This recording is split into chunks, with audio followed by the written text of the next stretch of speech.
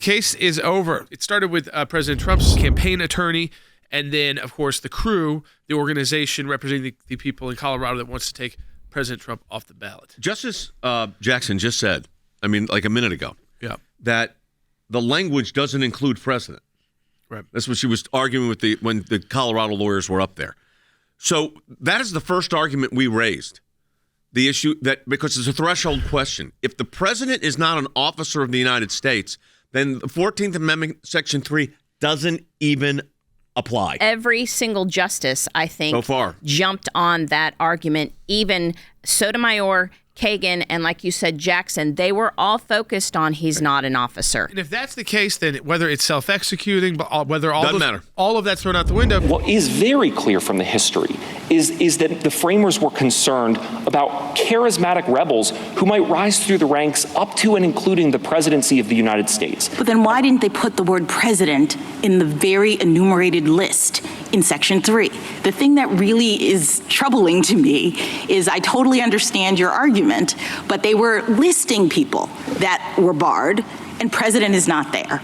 And so I guess that just makes me worry that maybe they weren't focusing on the president. And, for example, the fact that electors of vice president and president are there suggests that really what they thought was, if we're worried about the charismatic person, we're going to bar insurrectionist electors, and therefore that person is never going to rise. The president is not mentioned in this list, and this list is very specific, and that if he is not an officer and he is not listed, how does this even apply to him? And she's kind of stuck there. She got it exactly right, 100%. And I think this case can be unanimous if it's, despite the argument, because the briefing on this, ours was crystal clear about what an officer is. I mean, you don't have to really go further than whether it's an officer or not broadly. It's under this provision, he's not listed, or they're not listed. And they even talked about the electors of a president being listed, but not the president being listed. But then you don't have to address anything else. The case is over. The liberal justices and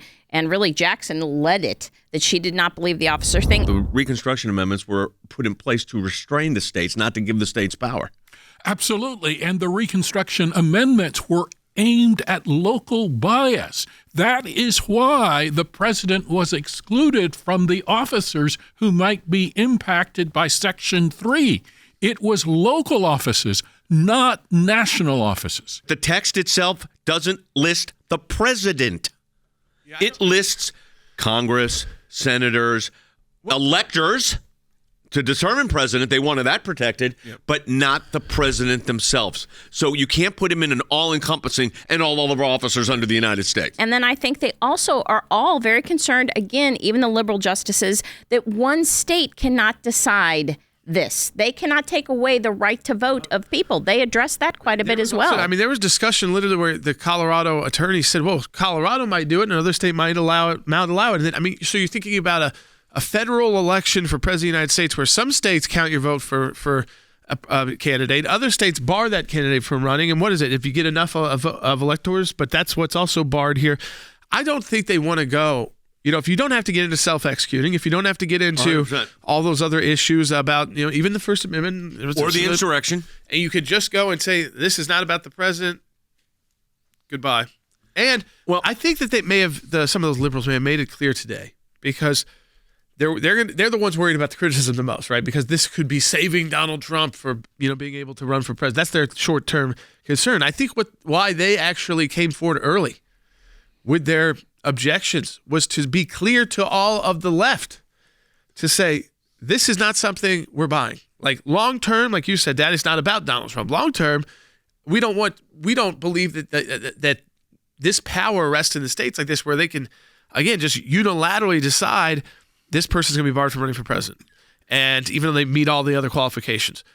And I think that the liberal justices wanted to be heard on that. Kagan literally said, why should Colorado get to decide? And actually, several of them, they were very concerned about, how are you arguing that one state gets to take the right to vote for these candidates away from every other person in the United States? It is your right to vote that's being impacted here. When Colorado does this, it's affecting your right to vote. When Maine does it, it affects your right to vote, even in another state. Because you know what? When it comes at the end of the day and they try to put together the electors to then choose the president, and you're not your candidate that you voted for in Georgia is not on the ballot in Colorado, they don't get those electoral college votes.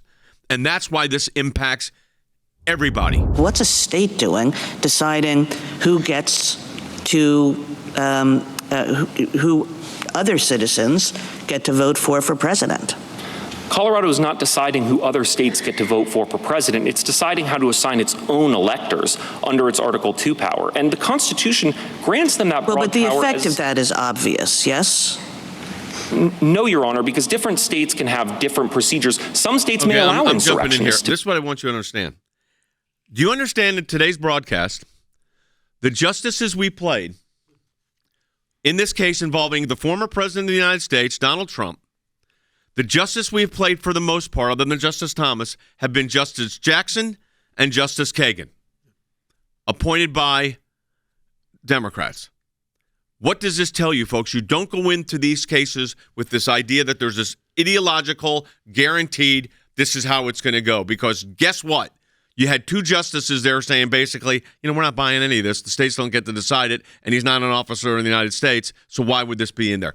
I think that part's really important. No, because I think that they do think a little bit more long term than the next 4 years. They are going to write an opinion that's going to affect all 50 states here. I'm really convinced of that. Because you've already got Maine, who's taking this position now, so it's not just 14 Colorado. Other states we're litigating 14 other states. And remember, in Maine, it was an administrative review by the Secretary of State. In Colorado, the Secretary of State punted this to the courts. Yeah. Said, I need the courts to tell me I can do this. Yeah, and neither one of those is really the right way to go here. That's right. And again, it was very interesting to hear that it wasn't just the conservative justices that believe this way, that the liberal justices. And, I've heard some people say, oh, they're on Trump's side. I don't think they're on Trump's side. They're on the side of this is not what the Constitution says. And they're right. And they've articulated it very well. Barrett says, does not seem like a state should make a call. Jackson says uniformity nationally is necessary. Alito does not like different states setting different standards for the presidency. Kagan says, what's the state doing deciding what other states get to vote for president? Now, that pretty well indicates to me that the states does not have a role in this. The facts are clear. The law is clear. There is no basis for disqualifying President Trump. I think that's going to be the end result. I think they're going to decide that the president is not an officer under 2 weeks. Before Super, you get it before. I think it has to end of the month. Before Super Tuesday. They did. Certainly by the end of the month, before Super Tuesday. And this will be one of the most historic cases in U.S. history, and we got to be a major participant in it. And it is now the case, as Chief Justice Roberts said, has been submitted. They will go back into their chambers, and then they'll have a meeting and conference, and they will vote. That vote could take place tomorrow. It could take place today. They will vote, and then the Chief Justice will probably assign the opinion, I would guess, to himself, and I would expect 9-0 on the issue of officer.